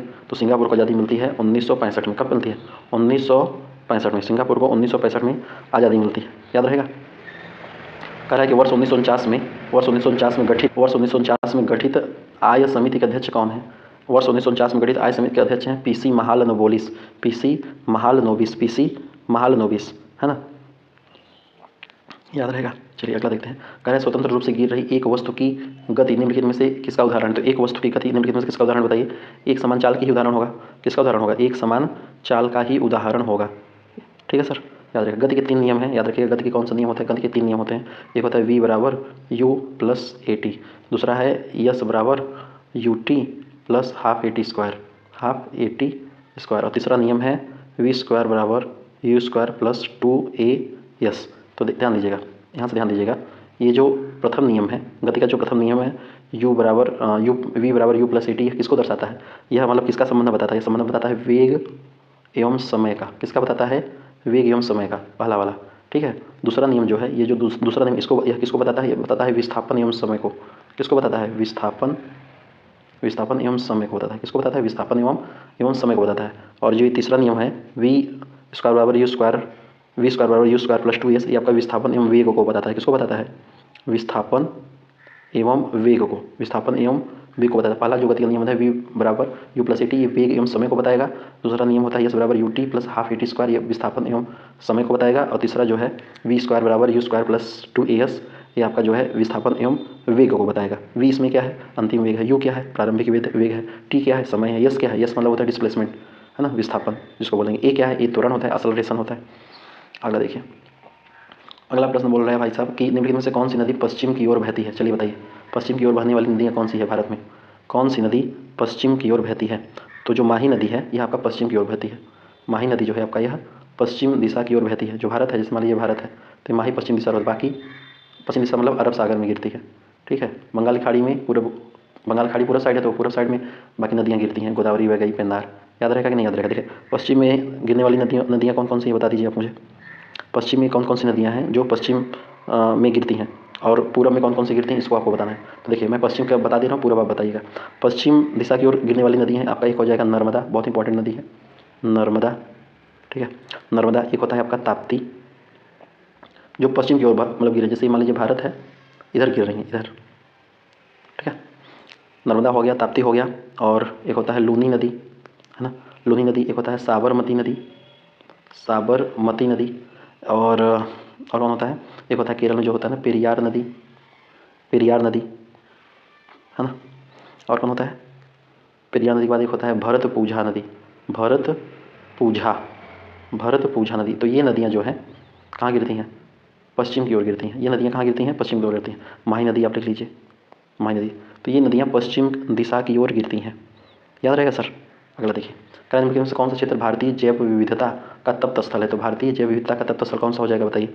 यह हो जाएगा आपका ऑप्शन नंबर बी, पश्चिम घाट। पश्चिमी घाट जो है भारतीय विविधता के तप्त स्थल है। भारत के कुल 4 हॉट स्पॉट हैं, 4 हॉट स्पॉट केंद्र हैं, 4 हॉट स्पॉट क्षेत्र हैं, ये बोलिए आप। तो 4 स्पॉट क्षेत्र में कौन हो जाएगा, पहला हो जाएगा हिमालयन क्षेत्र हो जाता है, एक हिमालयन क्षेत्र होता है। दूसरा क्या होता है, तीसरा होता है इंडो बर्मा क्षेत्र एक होता है। तीसरा होता है, उसको बोलते हैं पश्चिमी घाट, जो आपके ऑप्शन में है ना, पश्चिमी घाट। एक होता है सूडालैंड, चौथा जिसको बोलते हैं सुंडालैंड। ठीक है, तो ये 4 हॉट स्पॉट केंद्र हैं भारत में। ठीक है, भारत में 4 हॉट स्पॉट, ये केंद्र, हॉट स्पॉट केंद्र किसको बोलते हैं, 4 हॉट स्पॉट केंद्र इसको बोलते हैं कि जहाँ पर जो है मतलब एक ऐसा स्थान जहाँ पे स्थानीय दृष्टि से, वैश्विक दृष्टि से प्रजातियों की समृद्धता को बताता है और आवास पर विनाश का संकट बना हुआ है, उसको बोलेंगे हॉट स्पॉट केंद्र। ओके सर, याद रहेगा। चलिए, तो ये जो पश्चिमी घाट है भारत का जैव विविधता का तप्त स्थल है, या भारत का शीर्ष जैव विविधता वाला तप्त स्थल है ना, याद रखिएगा। यहीं पे जो है आपका केरल की जो शांत वैली है ना, साइलेंट वैली, ये यहीं पे स्थित है ना। चलिए अगला देखते हैं। कह रहा है कि कार्नावालिस संहिता शक्तियों के पृथक्करण पर आधारित इसके द्वारा क्या पृथक किया गया था। कार्नावालिस वाला मामला था, तो इसमें जो है राजस्व प्रशासन को न्यायिक प्रशासन से अलग कर दिया गया था। जो कार्नावालिस थे, लॉर्ड कार्नावालिस, ये आपके 1786 से लेके 1793 तक भारत के गवर्नर जनरल रहे थे। कार्नावालिस का नाम आप सुने होगा। इन्हीं के समय में जो है ये ही जो है सिविल सेवा, इनको सिविल सेवा का जनक माना जाता है। लॉर्ड कार्नावालिस को सिविल सेवा का जनक लॉर्ड कार्नावालिस को माना जाता है। ठीक है, याद रहेगा, क्योंकि ये जो है सिविल सेवा की जो परीक्षा हुई थी वो 1853 से होने लगी थी। 1853 से होने लगी थी। पहले तो इंग्लैंड होता था, कहाँ पे होता था, 1853 से इंग्लैंड होता था, फिर बाद में भारत में होने लगा। भारत में कब से होने लगा ये बताइए। तो भारत में हमें लग रहा है होने लगा 1922 के आसपास में, है ना, 1922 के आसपास में यह भारत में होने लगा। ठीक है, तो कार्नावालिस के बारे में याद रखें। कार्नावालिस के बारे में एक चीज़ और याद रखिएगा कि ये जो है 1793 में जो है बंगाल में स्थायी व्यवस्था को भी लागू किए थे। बंगाल में स्थायी व्यवस्था, स्थायी बंदोबस्त उसको बोल दीजिए, स्थायी बंदोबस्त को लागू किए थे। ठीक है, स्थायी बंदोबस्त व्यवस्था को लागू किए थे कौन? Lord Cornwallis. आगे देखिए, कह रहे भारतीय इतिहास के संबंध में द्वैध शासन का सिद्धांत किसको निर्दिष्ट करता है? तो द्वैध शासन का सिद्धांत जो है ये आपके मतलब जो केंद्रीय विधानमंडल में दो सदनों का विभाजन नहीं, दो सरकार अथवा केंद्र के प्रांत सरकार में शुरू करना, ये भी नहीं, दो प्रकार के शासन हो, एक लंदन में नहीं, ये भी बात नहीं है। प्रांत में प्रत्यायोजित विषय को दो भागों में विभाजित करना, ये बात एकदम सही है, ये बात एकदम सही। अगर आपसे पूछा कि द्वैध शासन का जनक किसको माना जाता है, तो लियोनल कार्टिस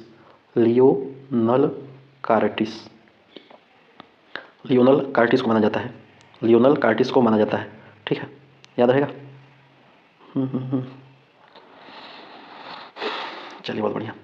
अरे यार, फिर से साइंस क्वेश्चन आ गया। चलिए बताइए। अच्छा, 30 वाट का एक उपकरण 12 वोल्ट की बैटरी के साथ संयोजित है ना? तो कह रहा है कि उसमें प्रवाहित धारा का मान क्या होगा? धारा, तो धारा क्या होता है भाई? धारा होता है P बराबर V इंटू आई। V कितना है? V 12 वोल्ट है। आई धारा पूछ रहा है, आई मतलब करंट।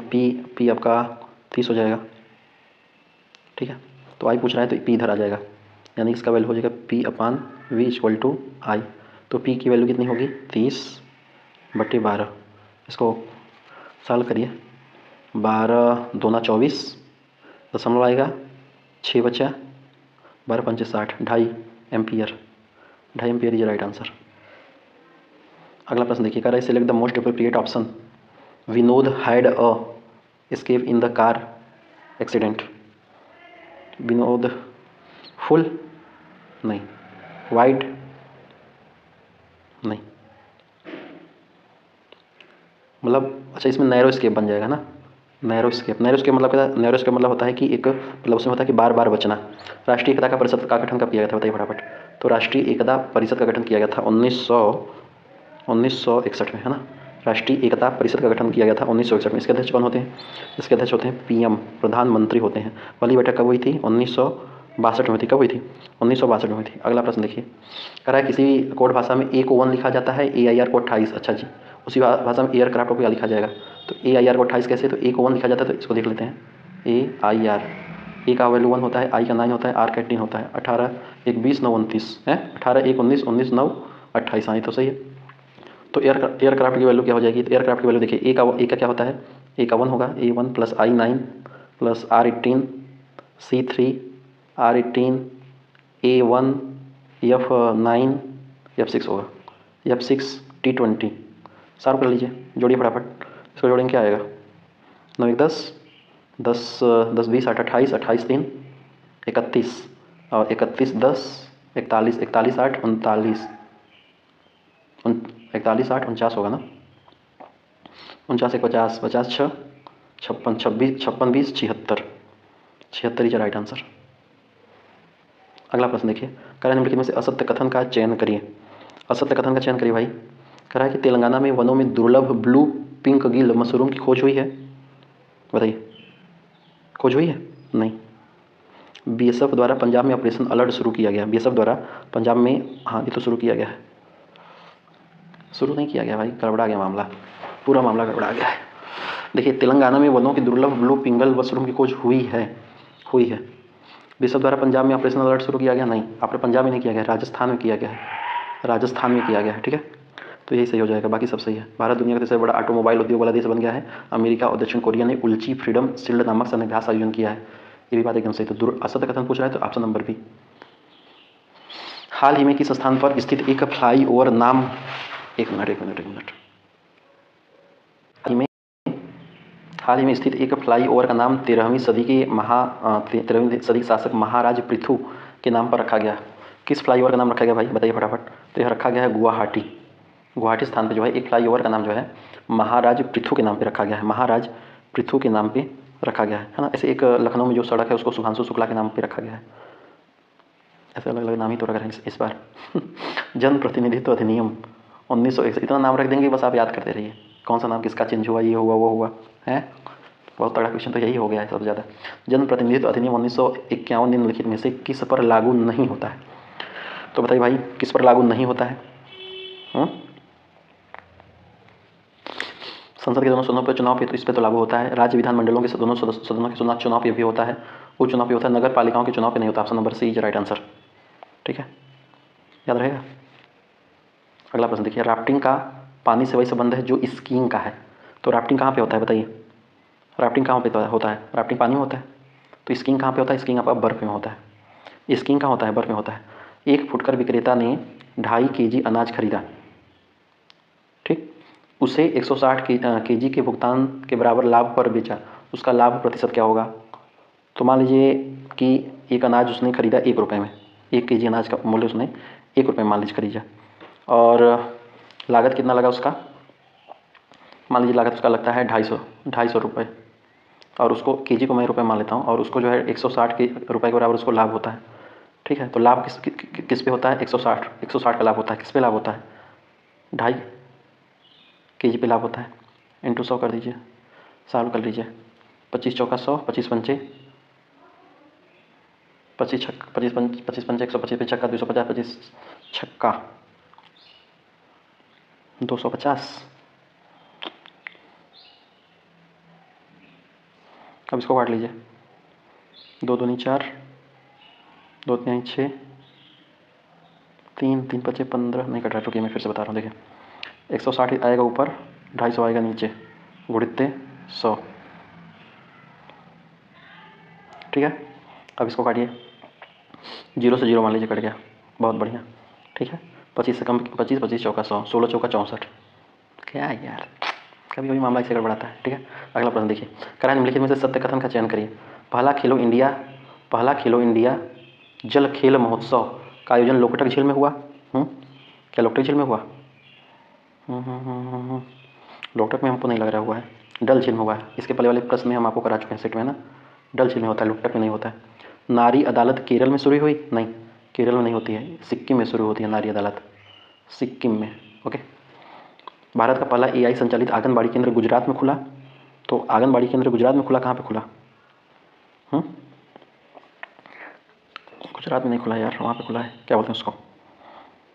गुजरात में तो सेमी कंडक्टर वाला मामला कुछ शुरू हुआ है ना, इसका नहीं याद है। भारत के 89वें grandmaster S Rohit Krishnan ने, ये बात तो सही लग रही है। ठीक है, तो ऑप्शन नंबर डी ही सही होगा। ओके सर, अगला प्रश्न देखिए, भारत का पहला make in India green hydrogen plant कहाँ से शुरू हुआ है? यह कहाँ से शुरू हुआ है? आपका शुरू हुआ है गुजरात से। कहाँ शुरू हुआ है? गुजरात से, है ना। अरिकामेडू पुहार तुंडी बंदरगाह किस राज्य में स्थित है? किस राज्य में स्थित है बताइए फटाफट।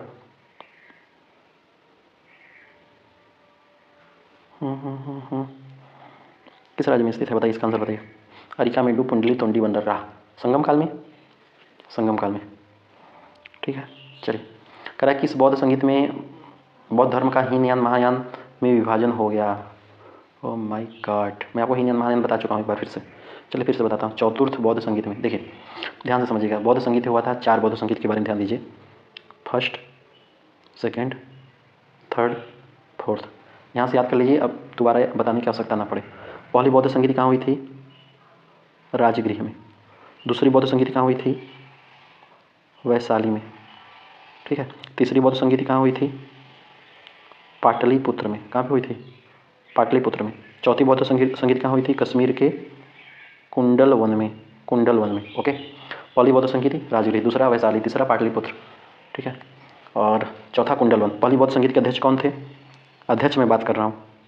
ठीक है, अध्यक्ष। तो पहली बौद्ध संगीत के अध्यक्ष थे महाकश्यप, महाकश्यप। दूसरी बौद्ध संगीत के अध्यक्ष कौन थे? दूसरे का अध्यक्ष बताइए। साबक मीर, साबक मीर। तीसरी बौद्ध संगीत के अध्यक्ष कौन हो जाएंगे? तीसरी बौद्ध संगीत के अध्यक्ष मैं पूछ रहा हूँ, है ना, ना कि जो उस समय शासन करता थे। मोगली पुत्र तिस, मोगली पुत्र तिस। ठीक है, तिस। चतुर्थ बौद्ध संगीत के अध्यक्ष कौन होंगे? वसुमित्र, वसुमित्र। याद रहेगा। अब पूछता है कि पहली बौद्ध संगीति किसके शासनकाल में हुई थी? अजातशत्रु, अजातशत्रु। दूसरी बौद्ध संगीत किसके शासनकाल में हुई थी? कालाशोक, कालाशोक। तीसरी बौद्ध संगीति किसके काल में हुई थी? अशोक, अशोक। चौथी बौद्ध संगीति किसके काल में हुई थी? कनिष्क। ठीक है, तो ये 4 बौद्ध संगीति हुई थी, 4 जगह हुई थी। ठीक है, याद रख लीजिएगा।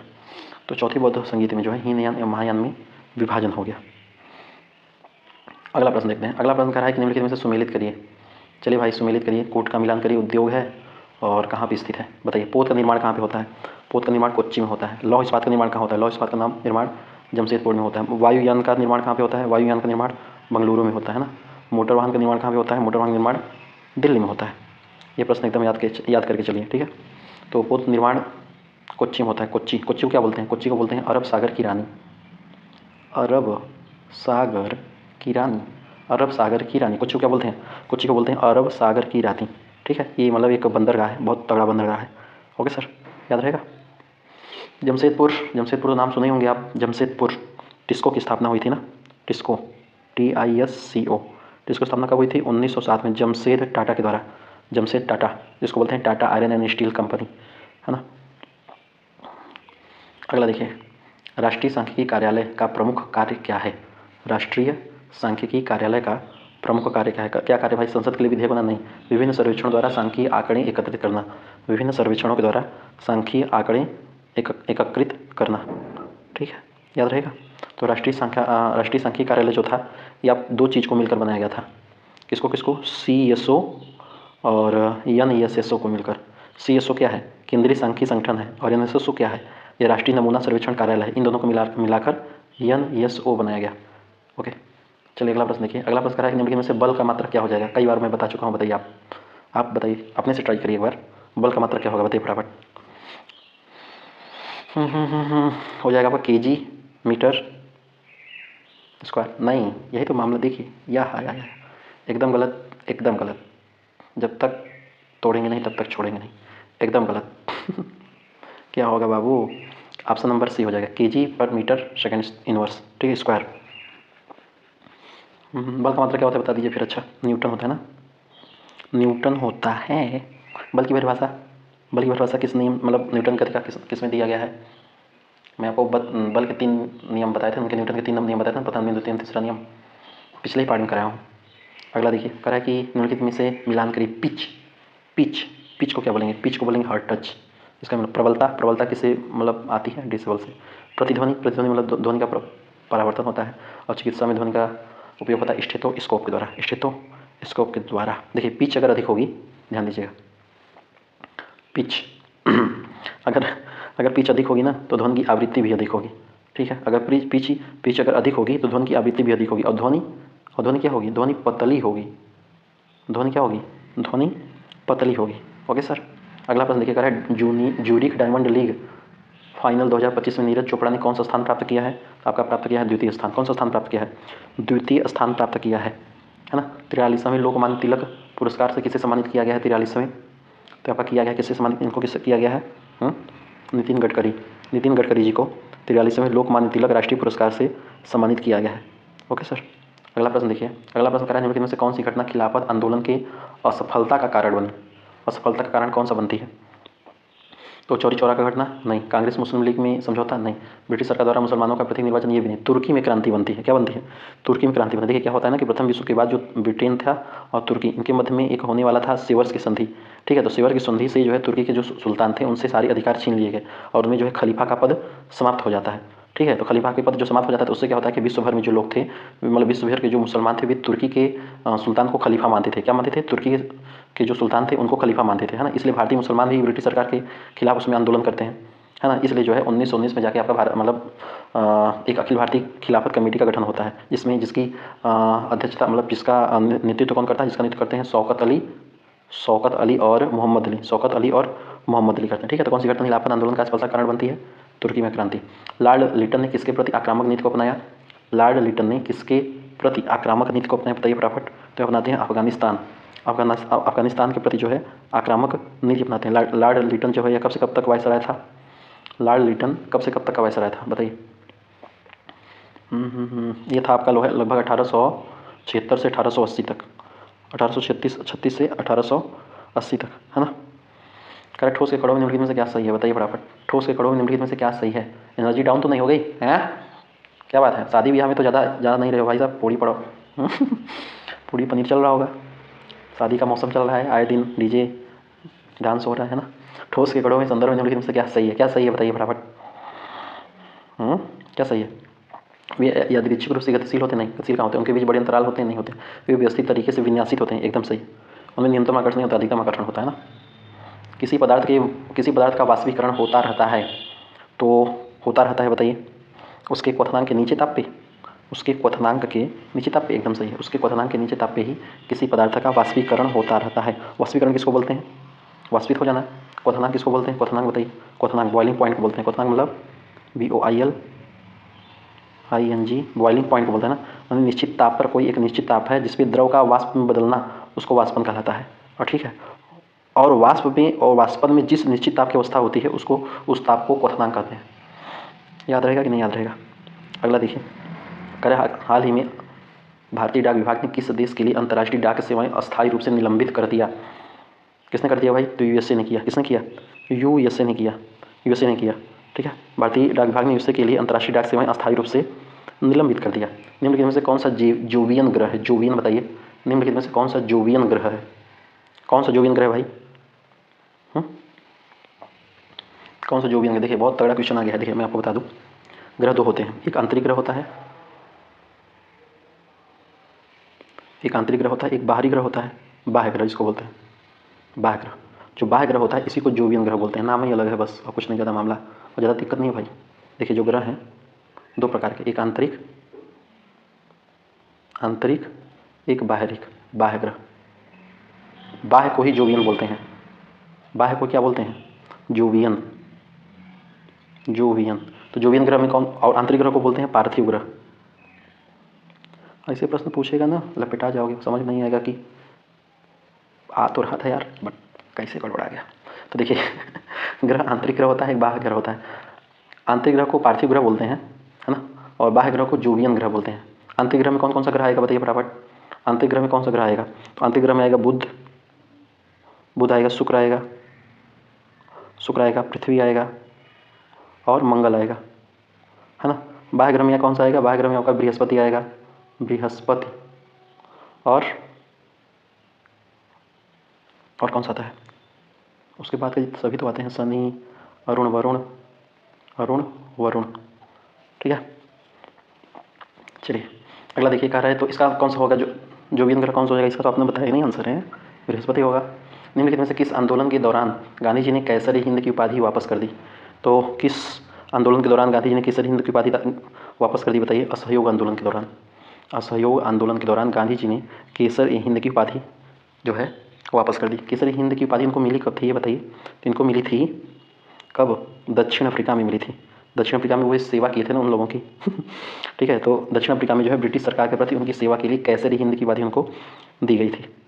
ठीक है, भर्ती कराने वाला सार्जेंट उनको भी बोलते हैं ना, गांधी जी को भी बोलते हैं भर्ती कराने वाला सार्जेंट।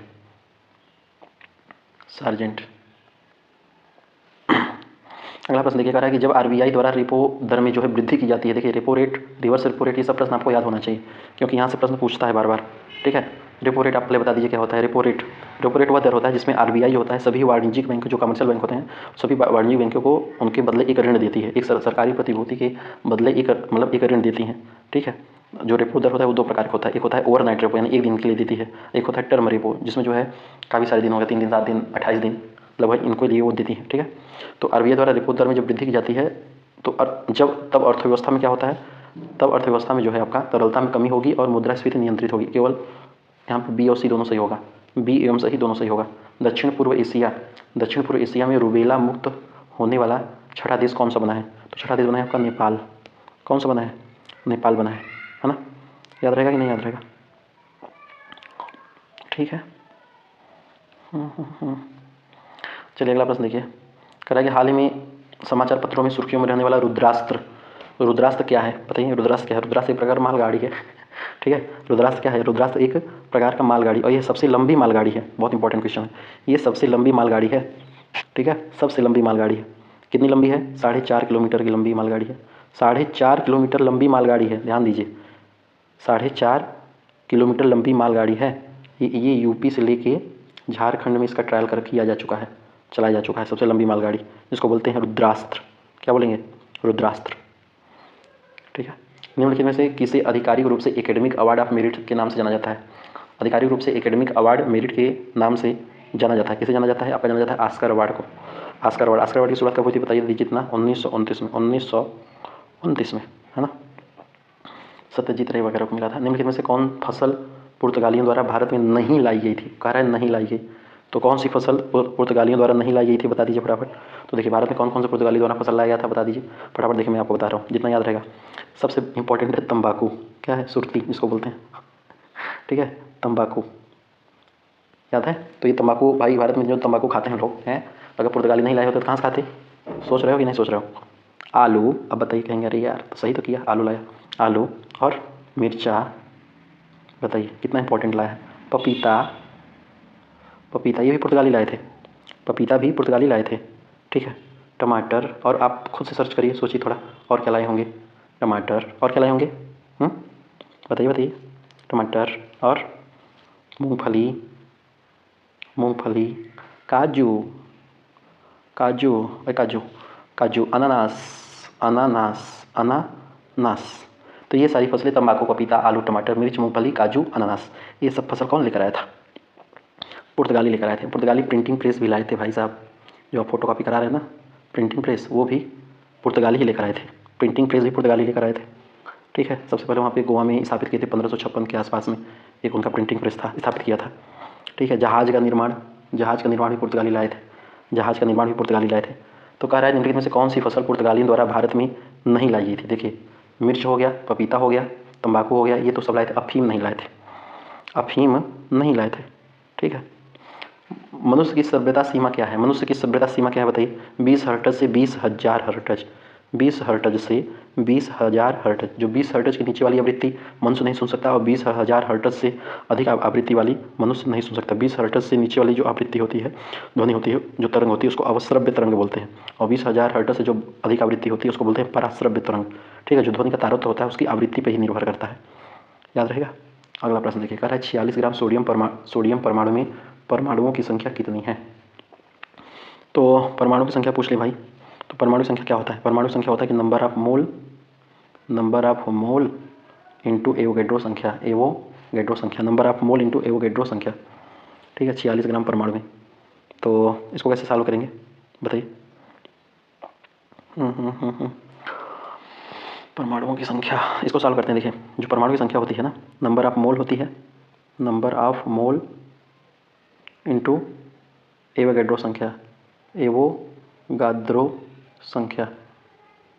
तो एवोगाद्रो संख्या की वैल्यू क्या होती है उसको आपको याद रखना चाहिए, 6.022 इंटू 10 की पावर 23।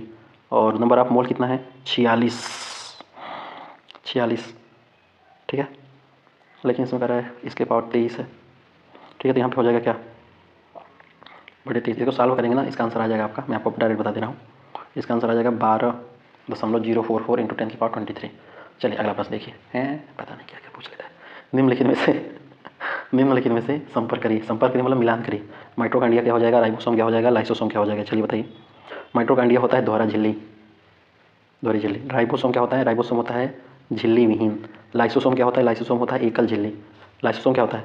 एकल झिल्ली होता है। देखिए यूकैरियोटिक जो कोशिका होती है, जो यूकैरियोटिक कोशिका होती है, उसमें क्या होता है ना, उसमें जो है अनेक, मतलब जो गोलाकार क्षण होते हैं उसमें अनेक सारे होते हैं, ठीक है। माइटोकॉन्ड्रिया का खोज किसने किया था बताइए फटाफट? तो माइटोकॉन्ड्रिया की खोज जो है अल्टमैन ने किया था। किसने किया था? अल्टमैन ने किया था, कोलिकर ने किया था। अल्टमैन ने किया था कि कोलिकर ने किया था बताइए आप? लाइसोसोम को क्या बोलते हैं? राइबोसोम को क्या बोलते हैं? राइबोसोम को प्रोटीन का कारखाना बोलते हैं, प्रोटीन का कारखाना। और लाइसोसोम को क्या बोलते हैं? लाइसोसोम को बोलते हैं आत्महत्या की थैली, आत्महत्या की थैली। लाइसोसोम को बोलते हैं आत्महत्या की थैली, ठीक है, याद रहेगा। चलिए आगे बढ़ते हैं। कह रहा है सेरीकल्चर शब्द निम्नलिखित में से किससे संबंधित है? बस ज़्यादा नहीं, 3 क्वेश्चन और बचा है। सेरीकल्चर किससे संबंधित है बताइए? सेरीकल्चर संबंधित आपका रेशम कीट पालन से, रेशम कीट पालन से। मछली पालन को क्या बोलते हैं बताइए? मछली पालन को क्या बोलते हैं? मधुमक्खी पालन को क्या बोलते हैं? पक्षी पालन को क्या बोलते हैं? मधुमक्खी पालन को बोलते हैं एपीकल्चर, एपीकल्चर। पक्षी पालन को क्या बोलते हैं? पक्षी पालन को बताइए, पक्षी पालन को क्या बोलते हैं? मछली पालन क्या बोलते हैं? ये दोनों का आंसर आप बता दीजिए कमेंट बॉक्स में, कि मैं बता दूँ? बताइए क्या बोल रहे हैं? चलिए आप इसका आंसर आप ही बताइए, मैं आपको कुछ और बता दे रहा हूँ। जैसे होता है एक केचुआ पालन, केचुआ पालन, केचुआ पालन क्या बोलते हैं? वर्मी कल्चर, वर्मी कल्चर, केचुआ पालन को बोलते हैं वर्मी कल्चर। एक होता है क्या बोलते हैं उसको यार, VT culture, VT culture, VT culture किसको बोलते हैं? कल्चर, वीटी कल्चर बोलते हैं उसको, अंगूर की खेती होती है, उसमें अंगूर की खेती होती है। ठीक है, मछली पालन क्या बोलेंगे बताइए फटाफट? मत्स्य पालन को क्या बोलेंगे? PC culture, PC culture. ठीक है, चलिए आगे देखिए, कह रहा है बोमन संपुट किस तंत्र का भाग है? बोमन संपुट किस तंत्र का भाग है? तो जो बोमन संकुट होता है ना, यह उत्सर्जन तंत्र का प्रमुख भाग है। किसका भाग है? उत्सर्जन तंत्र का प्रमुख भाग है। ठीक है, और उत्सर्जन तंत्र सबसे प्रमुख कौन है? वृक्क है, किडनी। किडनी एक प्रमुख उत्सर्जन अंग है, उत्सर्जी तंत्र है। ठीक है, इसमें जो है 10 लाख वृक्क नलिकाओं से मतलब यह बना होता है। नेफ्रॉन होती है इसमें ना, नेफ्रॉन। तो नेफ्रॉन जो होती है वह वृक्क की कार्यात्मक इकाई होती है, प्याली नुमा होती है। ठीक है, प्याली नुमा होती है, जिसको बोलते हैं बोमेन संपुट। इसको क्या बोलते हैं? जिसको बोलते हैं बोमन संपुट। ठीक है, और वृक्क में जो बनने वाली थैली होती है वो कैल्शियम ऑक्जेलेट का बना होता है, कैल्शियम ऑक्जेलेट का बना होता है। इसलिए जो है बोलते हैं कि टमाटर का बीज वगैरह नहीं खाना चाहिए। समझ रहे बात को? निम्नलिखित में से, जिसको पथरी वाला मामला, निम्नलिखित में से कौन सी अनुवांशिकी की इकाई है? तो अनुवांशिकी इकाई हो जाएगी जीन। क्या हो जाएगा? जीन, है ना। यह एक क्या होता है? यह एक डीएनए का खंड होता है, डीएनए का एक खंड होता है। ठीक है, जिसमें अनुवांशिकी जो लक्षण होता है उसमें मौजूद होता है। ओके सर, चलिए, तो कैसा लगा जरूर बताइएगा। तब तक के लिए धन्यवाद, थैंक यू सो मच, है ना। मैं समझ सकता हूँ कि टाइम ज़्यादा लग रहा है, बट ये है कि आप ये ना समझिए इसमें 200 क्वेश्चन हुआ है, 100 नहीं, कम से कम 200 से 300 क्वेश्चन आपका हो चुका है 1 से 1.5 घंटे के बीच में। ठीक है, चलिए बाय।